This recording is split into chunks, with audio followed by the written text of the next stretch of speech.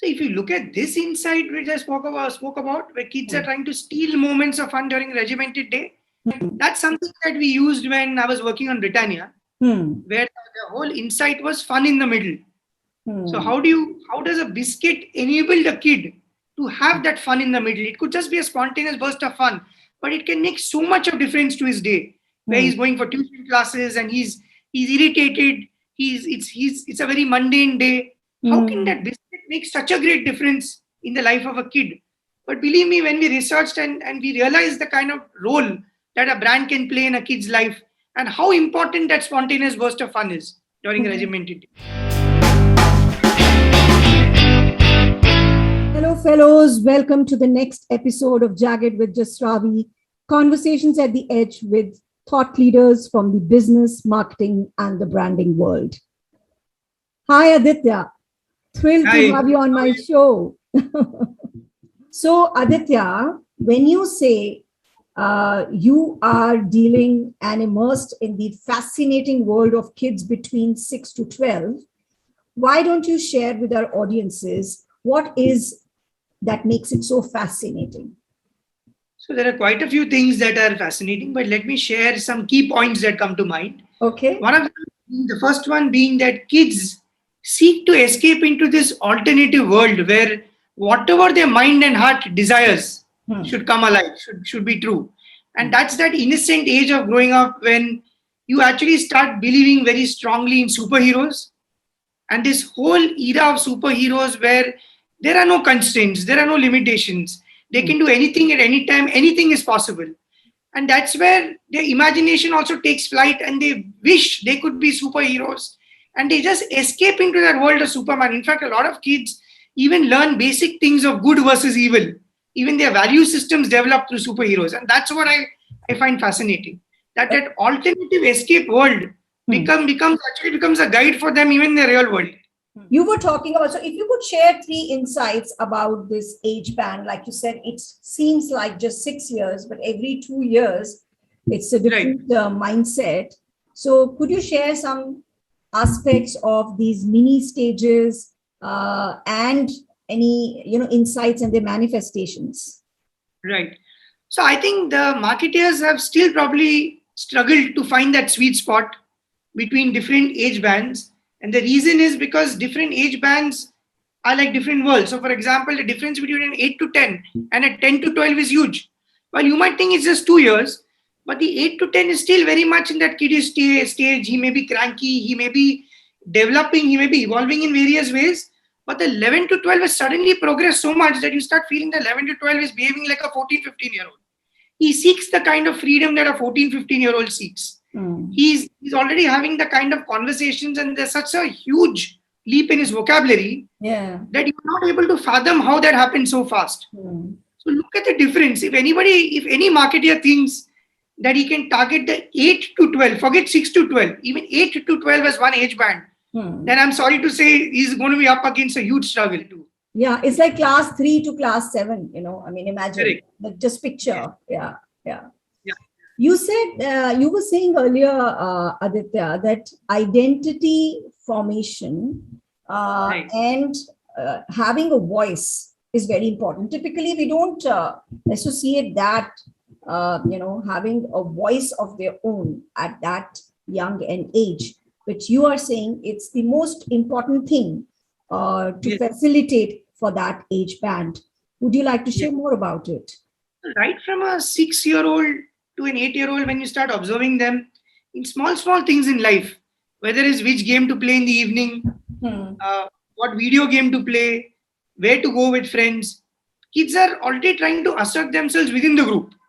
Within their peers, they want to stand out. They probably want to get a device or a gadget that others don't have. So I remember my kid once got a walkie-talkie and all the other kids were like, wow. And she became the center of attention. So her identity, her moment was that she had something that the other kids around her didn't have. And kids are constantly looking for ways to be heard. They want to express their opinion. They want to say something which somebody else in the group doesn't know or hasn't heard of. So this carving of an identity, according to me, starts really early. And as you're growing a little older, probably that becomes a little more mature and sophisticated and all that. but that is central. And what is central? Why? How do you carve your identity? You can only carve your identity in the group if you're heard by others. If what you're saying is being followed by others, or if you want to play a game, others are willing to play that game with you because you said that. So it starts with becoming important within the group. And as you grow older, you're developing an opinion about everything in the world, and you want everyone to listen to it, not just that small primary group. So having a voice is central to a kid's identity.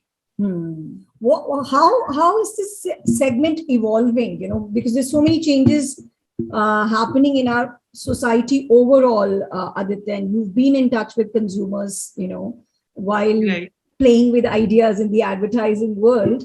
So how do you think the kid segment is evolving? Because, you know, there are misconceptions. Is there any misconception or myth you'd like to shatter?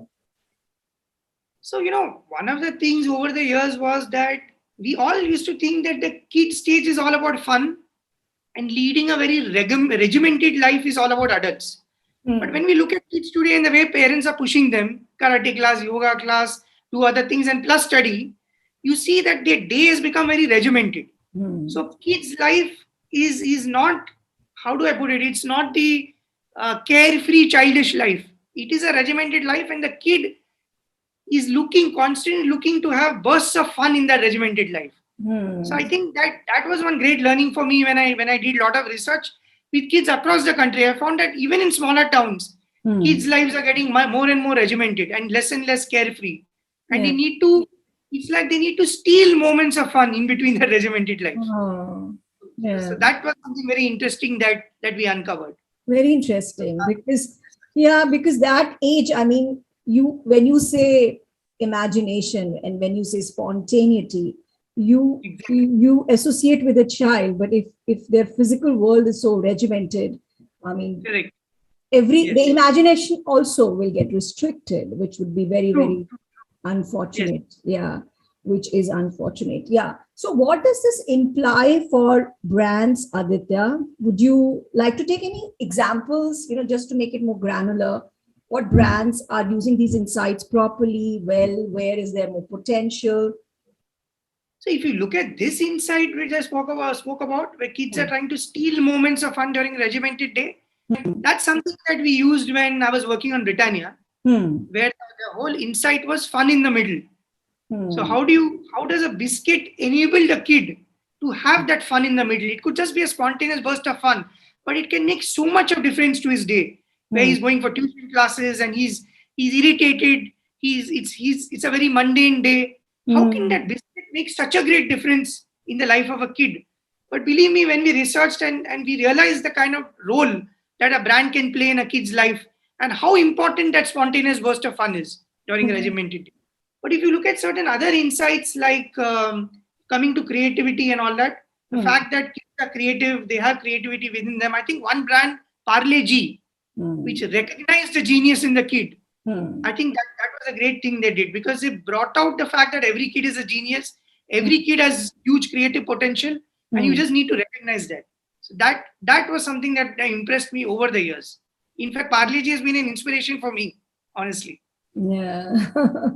They also created superheroes and tapped beautifully into the world of alternate reality with this whole superhero world. So that's why I salute that brand. I think it's really inspiring. And it resonates so true. You know, it's true for kids and it's true for the kid in the adults that you have to kind of keep alive. And, you know, like you were talking about stealing moments of fun, you know, it's really unfortunate that it has come to this. Because, I mean, and the other aspect of this, because, you know, the other image that's coming to my mind is, you know, ads talking to adults saying, you know, that you can have fun during the break time, like in the work day. You know, it's a parallel. It shouldn't be like that, actually. I mean, why do you, if you have to search for a Kit Kat moment for a kid? So, you know, like you were saying, that creativity is very important. I mean, it's important in the world today. And kids are our inspiration because, you know, they come making those connections and having that state of wonder and, you know, being in the now. I mean, all those things that we adults have to work towards, you know, they're born with it. So, and fun is very important Fun is very important. Fun is important business for the kids. I mean, they are always looking for planning fun. So how is it that the world today can facilitate that for kids? Because how do you facilitate that kids have their own authentic voice, they carve their identity, and they ensure they're having fun and developing their creativity? Right. So we at Voxbox have found that sweet spot, and we've also found a between the kid and the parent. That's the beauty of it. So the kid can express himself. We have a whole platform with hundreds of prompts, which is like a playground for the kid's imagination. The kid gets into an app. He can either express an idea, he can express a thought, he can share his opinion about any topic, and that stimulates his creativity, that stimulates conversations. And a parent also has to play the role of approving what the kid does. So somewhere the parent also feels that the parent is in control. So it's a win-win. And the other day I just met one kid at the club who told me that parents want kids to read more. They want them to read many more books, because we used to read a lot in our days. Yeah. Kids over a period of time have started finding these books boring. Beyond the point, they don't want to only read. So they get bored. Kids want to play games. So parents don't like that, because they're saying, hey, games are addictive, etc. Yeah. Somewhere that this kid himself said that yours is a very good in-between solution, where parents and kids can actually work together. Parents are approving what kids are doing, and kids are also getting to express themselves creatively, spontaneously. And in fact, somebody said one thing very interesting about us. He said that Voxbox is like an Imagica for the kid's mind. So I asked him, you mean Imagica, the amusement park? He said, yes. Even our mind needs an amusement park, and that's what you guys have done at Voxbox. So I felt that's a very apt way of describing what Voxbox was. Also, one more thing was that kids were feeling a little isolated due to the pandemic. Because anyways, they couldn't go out anywhere. And therefore, somewhere there was an increasing need for kids to want to interact with other kids beyond just their world. Yeah. There was increasing need to connect. So there are two things here. One is about creativity and expression. But obviously, creativity and expression can't just be for yourself. You can do it for yourself. But in the case of kids, they want to be heard by other kids. So the whole connection factor with creativity is what created this whole idea of Voxbox. Yeah. And then we realized that there is no social community for kids below the age of 13. All the Facebook and Instagrams of the world are all for kids above 13. But what about kids below 13? Why can't they have a platform for themselves? That's when this whole idea of creating a social community app for kids below 13, where they can share their thoughts, ideas, experiences, and stories was born. Who can inspire kids better than kids themselves?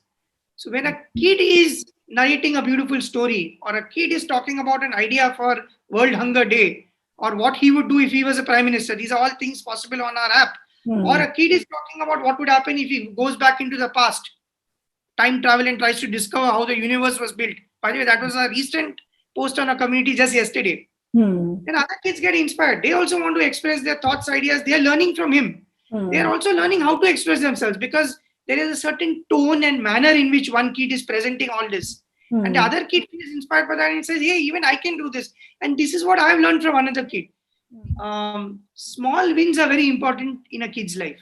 So for example, an 8-year-old, when he gets a few cheers on our app, it really makes him so happy. Wow, today I got a few cheers. And that observation of celebrating small wins was something I even observed when once my kid jumped with joy when she got a high score on Candy Crush.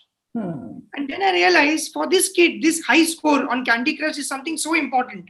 Maybe for parents, it's just one of those things, but how important it is for that kid to just celebrate the small win. So for example, on our app, that's something that we really want to happen on an everyday basis. Where every day we want kids to feel happy about something that they created.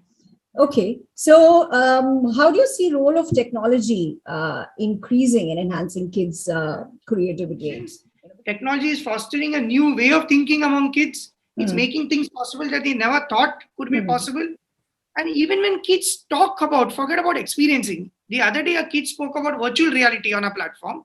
She said she wants to create a hotel where every room will have virtual reality screens. And even when she spoke about it, that itself sounded so great, because she's so imaginative that she's talking about how each room will be different because of virtual reality. and how a hotel will be created that has never been created before. So I think technology will inspire kids to take those leaps in their mind much faster.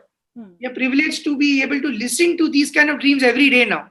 So every morning I start my day by listening to 4 or 5 dreams or aspirations that kids have.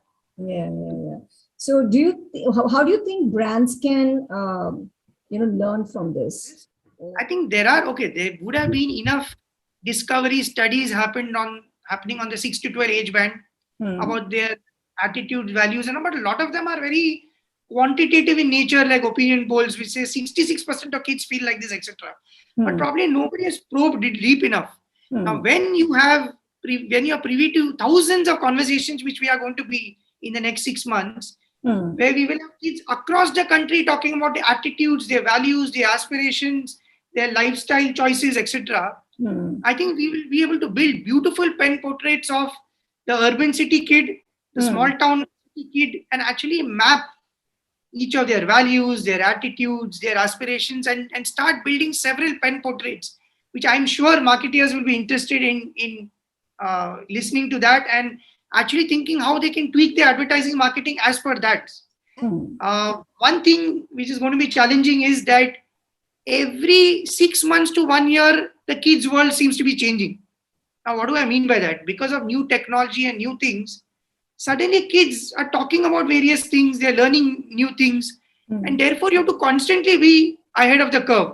For that, you have to keep studying what they're doing on an everyday basis. So I think that is what makes it all the more interesting.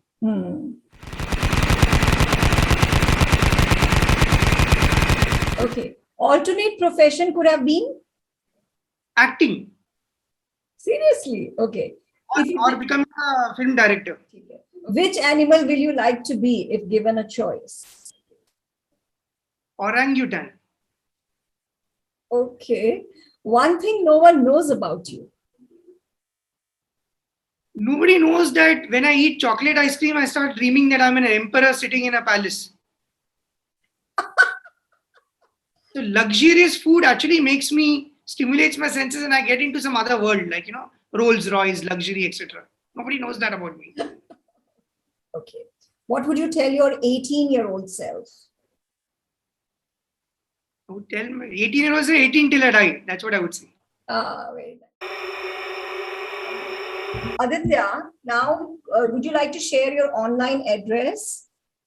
So I'll share my website link, my app link, etc. Okay. And one just needs to click on those things to get into our website, our app.